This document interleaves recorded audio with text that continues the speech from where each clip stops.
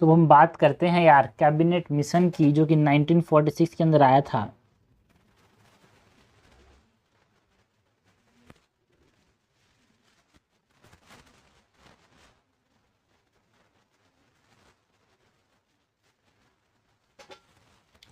सबसे पहले तो हम बात करते हैं कि कैबिनेट मिशन के पीछे का बैकग्राउंड एंड इसका ऑब्जेक्टिव क्या था भाई कैबिनेट मिशन के आने का।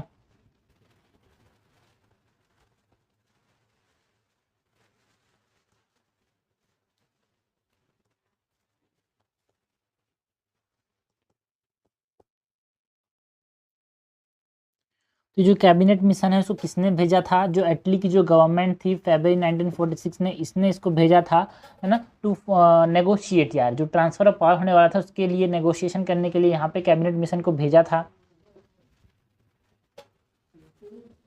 Saint by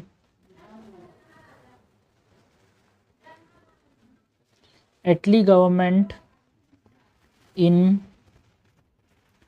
February 1946 for a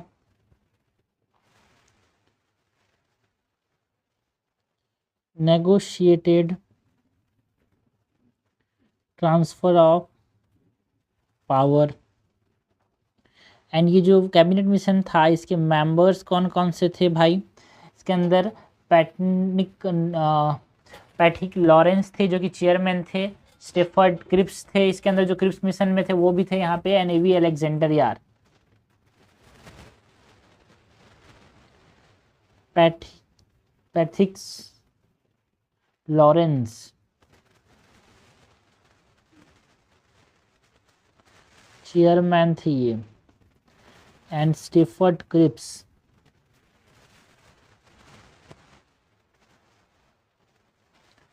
and A V Alexander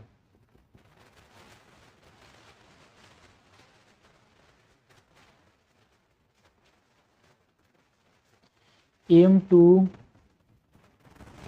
preserve India unity while addressing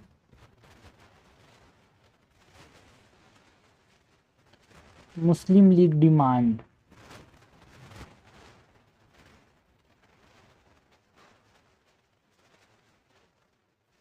okay, तो ये किसने भेजा था? इटली गवर्नमेंट ने भेजा था भाई, ट्रांसफ़र ऑफ पावर के अंदर नेगोशिएट करने के लिए। पैट्रिक लॉरेंस इसके चेयरपर्सन थे, स्टेफर्ड क्रिप्स इसके मेंबर्स के अंदर थे, एंड एवी अलेक्जेंडर, ये तीन की मेंबर्स यहाँ पे हम बात कर सकते हैं। नाउ रीज़न की बात करें कि ब्रिटिश विड्रॉ क्यों करना चाहते थे।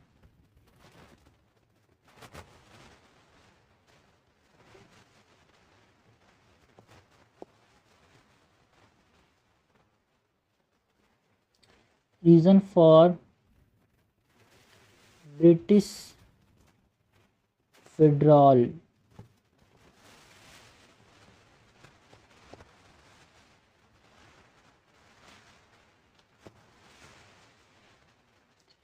पहला तो जो राइज ऑफ रैशनलिज्म देखने को मिला भाई, लोगों के बीच में देशभक्ति जो थी वो चरम सीमा पर पहुंच चुकी थी यार। तो उसकी वजह से क्या हो रहा था, मास सपोर्ट जो रहा मिल रहा था भाई ऑल सेक्शन से, तो उसकी वजह से अंग्रेज अब रूल नहीं कर पा रहे थे यहाँ पे। मास सपोर्ट अक्रॉस ऑल सेक्शंस। दूसरा जो ब्रिटिश ब्यूरोक्रेसी के जो डिक्लाइन यहाँ पे हमको देखने को मिल रहा था, उसकी वजह से भी यहाँ पे ये विड्रॉ करने का सोचना पड़ा इनको।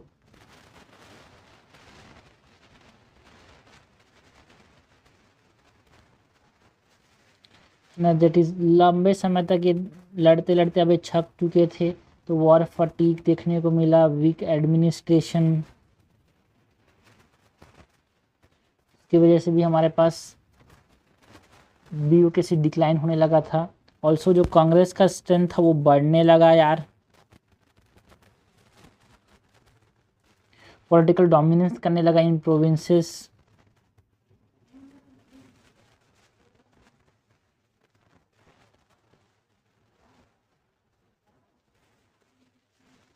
है ना, जो आर्म फोर्सेस के द्वारा रिवोल्ट यहाँ पे देखने को मिला। अनरेस्ट की बात करें,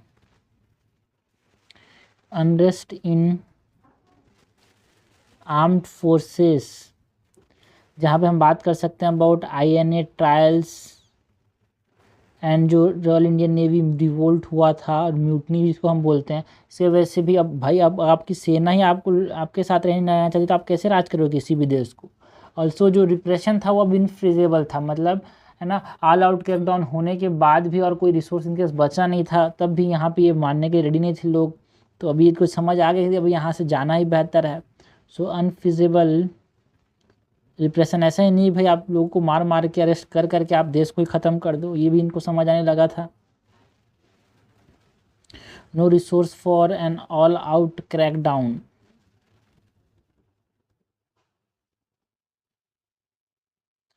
ये की रीजंस की हमने बात की भाई, पहला यहाँ पे हमने बात की अबाउट जो राइज ऑफ नेशनलिज्म था, उसकी वजह से ब्रिटिश मजबूर हो चुके थे एक तरह से बाहर जाने के लिए, वापस भारत को छोड़ने के लिए। ब्रिटिश ब्यूरोक्रेसी कमज़ोर हो रहा था, इसलिए इनको मजबूर किया अब विड्रॉ करो यहाँ से। कांग्रेस स्ट्रेंथ यहाँ पे बढ़ने लगा, पॉलिटिकल डोमिनेंस अनरेस्ट देखने को मिला आर्म फोर्सेस के अंदर यार, है ना, अनफिजिबल रिप्रेशन देखने को मिला। तो ये सब ने बात की about the reason for British withdrawal की। नाउ कैबिनेट मिशन के की प्रपोजल्स की बात करते हैं भाई।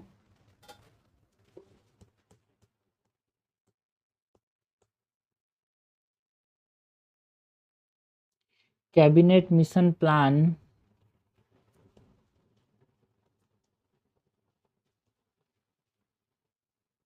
की प्रपोजल्स की बात करते हैं।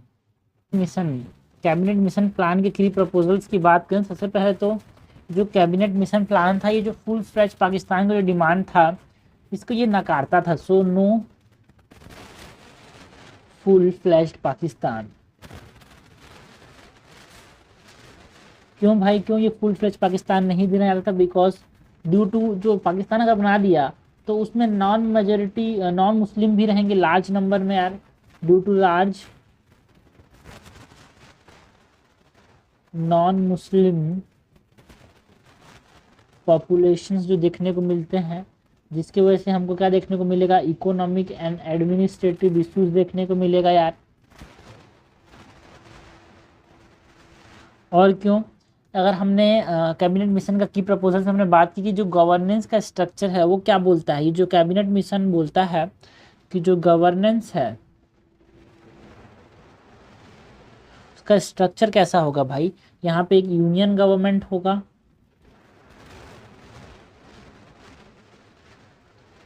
है ना, जो कि डिफेंस, फॉरेन अफेयर्स, कम्युनिकेशन को देखेगा।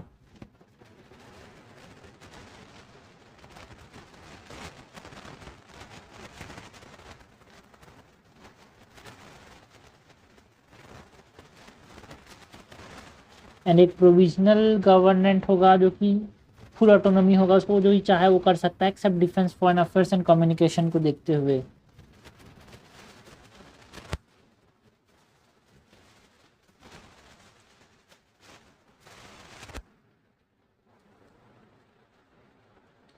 एंड हमारे पास 3 ग्रुप ऑफ प्रोविंसेस होंगे, प्रोविजनल गवर्नमेंट के बाद 3 ग्रुप ऑफ प्रोविंसेस होंगे यहाँ पे।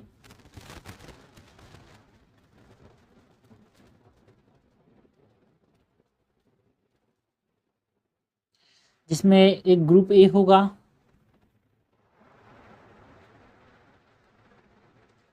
है ना, जो कि हिंदू मेजोरिटी प्रोविंसेस होंगे यार। ग्रुप ए जो होगा वो हिंदू मेजोरिटी प्रोविंस होगा,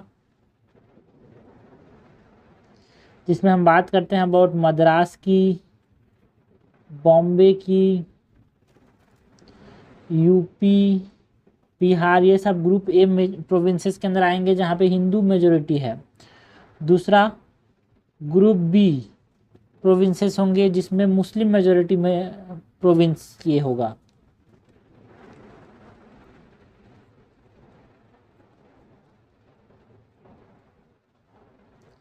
जिसमें हमारे पास पंजाब आएगा, North Western Frontier Province, Sindh. And एक ग्रुप सी होगा, जो ग्रुप सी प्रोविंस है ये भी मुस्लिम मेजोरिटी होगा, है ना, ये भी एक मुस्लिम मेजोरिटी प्रोविंसेस हैं। एंड ये ईस्टर्न साइड में होंगी, है ना, ईस्टर्न साइड में, लाइक यहाँ पे हम बात किए बंगाल की, असम की। ओके, एंड जो ये कैबिनेट मिशन है ये किसके बारे में बात करता है कि कॉन्स्टिट्यूंट असेंबली होगा भाई, 389 मेंबर्स होंगे एंड इसको सेलेक्ट कैसे करेंगे, प्रोपोर्शनल रिप्रेजेंटेशन से।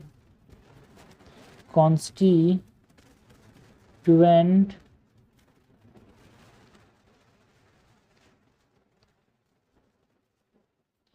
Assembly 389 members elected via proportional representation.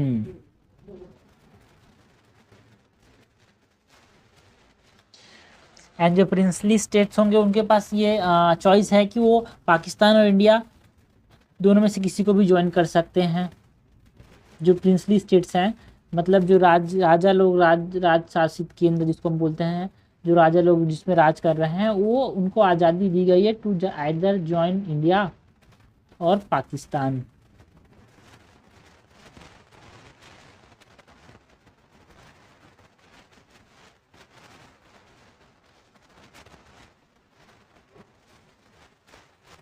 And जो प्रोविंसेस हैं they can opt out of a group after the first election, ठीक है।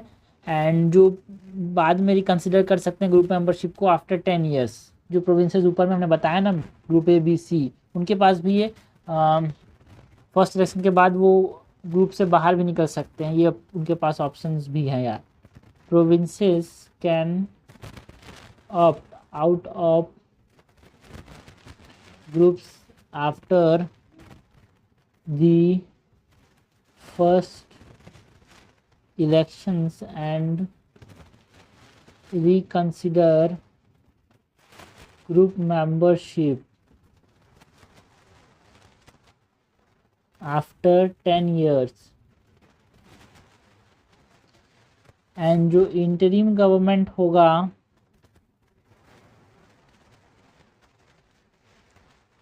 To be formed before the full transfer of power, है ना। Full transfer of power से पहले एक interim government बनाने की बात की गई भाई। तो हमने बात की बढ़ती कैबिनेट मिशन प्लान के की प्रपोजल्स की बात की भाई। Now different interpretations and objections किए गए यार इस कैबिनेट मिशन प्लान को।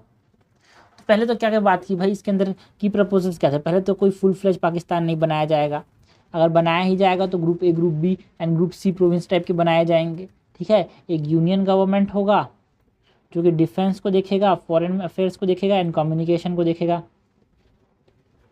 इन्होंने गवर्नमेंट गवर्नेंस स्ट्रक्चर में एक प्रोविजनल गवर्नमेंट होगा जिसके पास खुद ऑटोनॉमी होगी, है ना। एंड ये जो प्रोविंसेस होंगे वो यहाँ पे ये 3 प्रकार के प्रोविंसेस होंगे यार। एक ग्रुप ए प्रोविंस, एक ग्रुप बी प्रोविंस, एक ग्रुप सी प्रोविंस, ठीक है। ग्रुप ए में हमारे पास कौन कौन आ रहा है, मद्रास जहाँ पे हिंदू मेजोरिटी है, Bombay, UP, Bihar Hindu majority, Muslim majority जो ग्रुप बी है उसमें ना पंजाब, सिंध और नॉर्थ वेस्टर्न फ्रंटियर प्रोविंस जो ईस्ट मतलब जो वेस्ट साइड में जो मुस्लिम मेजोरिटी है, और जो ईस्ट साइड में मुस्लिम मेजोरिटी जो कि असम एंड बंगाल के अंदर है उसको ग्रुप सी में बनाया गया। एंड प्रिंसली स्टेट्स के पास ये उनको दिया गया कि वो फ्री है, आप किसी को भी आज़ादी, आप इंडिया पाकिस्तान दोनों में से किसी को भी ज्वाइन कर सकते हो, ये उनको आज़ादी दी गई भाई।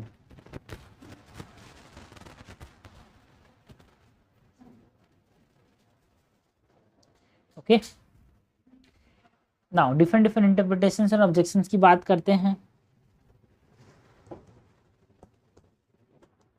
Okay, different interpretation and objection की बात करते हैं, जो कि सवाल उठे यहाँ पे किसके ऊपर यार, कैबिनेट मिशन के ऊपर इसकी बात करते हैं। तो पहले तो कांग्रेस ने अलग अलग यहाँ पे इंटरप्रिटेशन किया इसका, एंड जो मुस्लिम लीग है उसने अलग अलग इंटरप्रिटेशन किया।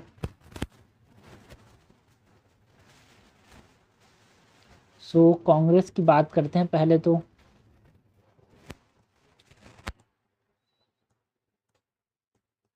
कांग्रेस ने क्या किया भाई, अपोज किया एक प्रकार से जो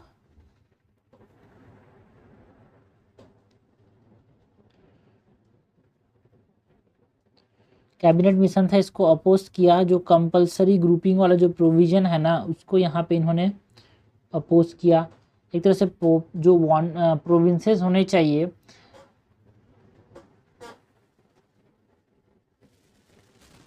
उनके ऊपर ये मतलब उनको दिए वो देना चाहिए कि वो किस प्रोविंस कहाँ जाना चाहते हैं, ठीक है। दे वांटेड दैट, जो कांग्रेस क्या चाहते थे, जो प्रोविंसेस है उनको ये आज़ादी मिलनी चाहिए to opt out of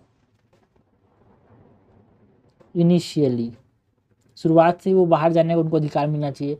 also जो कांग्रेस है इन्होंने ऑब्जेक्ट किया टू जो प्रिंसली स्टेट्स नॉमिनेशन जो हो, है ना, वो नॉमिनेशन होना चाहिए, बोल रहे प्रिंसली स्टेट्स ना भाई, वो वहाँ भी इलेक्शन होना चाहिए, ऐसा इन्होंने एक तरह से बोला। स्टेट नॉमिनेशन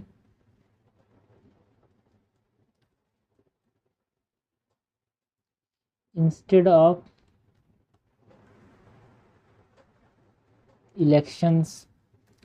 कांग्रेस के बाद अगर हम बात करें मुस्लिम लीग की,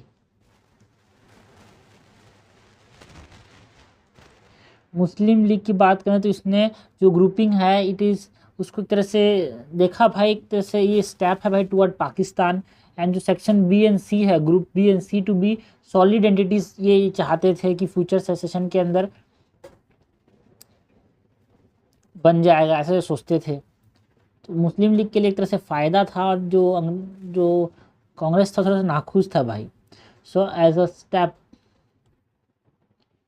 टुवर्ड पाकिस्तान, ये पाकिस्तान में बना दूंगा ऐसा नहीं बोला था कैबिनेट प्लान, बट हाँ जो ग्रुपिंग थी उस प्रकार से उसको मुस्लिम ने देखा कि हाँ इससे यहाँ पे हम एक सेक्शन बना सकते हैं, जो बीएनसी ग्रुप है उसको एक सॉलिड एंटिटी बना सकते हैं ना, लीडिंग टू फ्यूचर सेसेशन। ये हमने different different interpretation and objection की बात की यार। ना एक्सेप्टेंस एंड रिजेक्शन की बात करते हैं।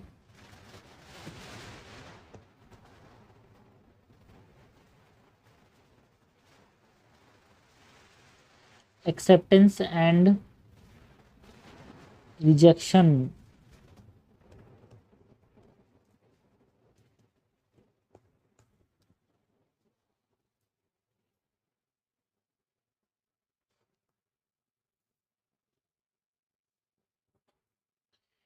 जून 6 जो है 1946 के अंदर मुस्लिम लीग ने एक्सेप्ट किया जो कैबिनेट प्लान है उसको।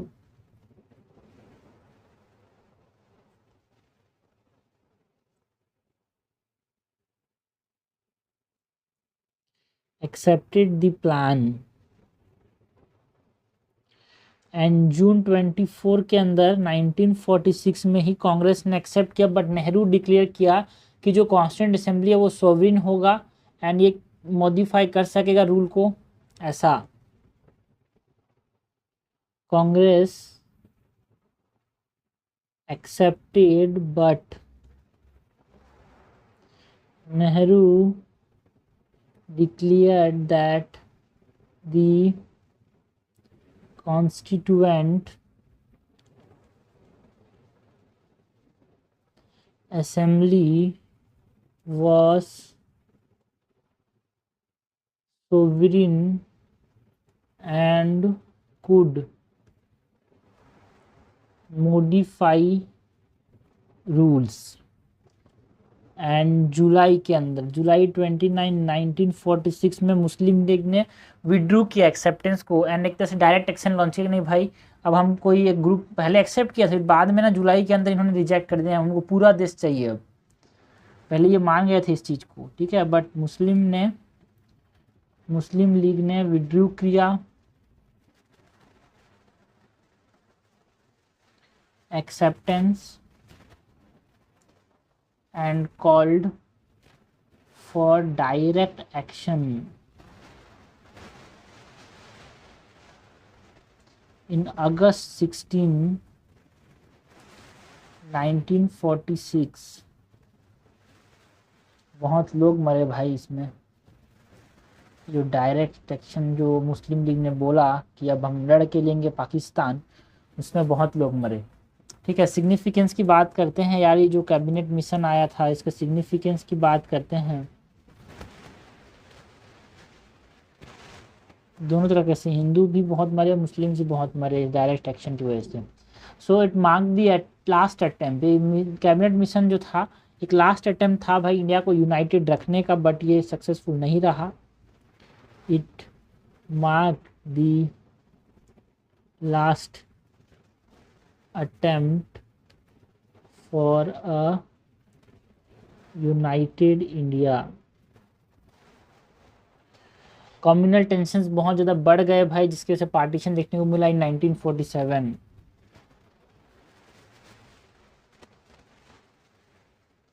Communal tension escalated leading to partition in 1947। तो ये हमने बात की रिगार्डिंग द कैबिनेट मिशन की, है ना, उसके बैकग्राउंड ऑब्जेक्टिव्स की, क्या रीज़न था, ब्रिटिश विड्रॉ क्यों करना चाहती थी, कैबिनेट मिशन प्लान जब आया था इसके क्या क्या प्रपोजल्स थे, क्या क्या चीज़ें को एक्सेप्ट किया गया, क्या क्या इंटरप्रिटेशंस थे, ऑब्जेक्शंस थे, क्या क्या चीज़ को रिजेक्ट किया गया। लास्टली हमने बात की about the significance of the cabinet mission. Last attempt था भाई इंडिया को यूनाइटेड रखने का, बट कम्युनल टेंशन इतने बढ़ गए कि पार्टीशन करना पड़ा, है ना, देश को विभाजित करना पड़ा 1947 47।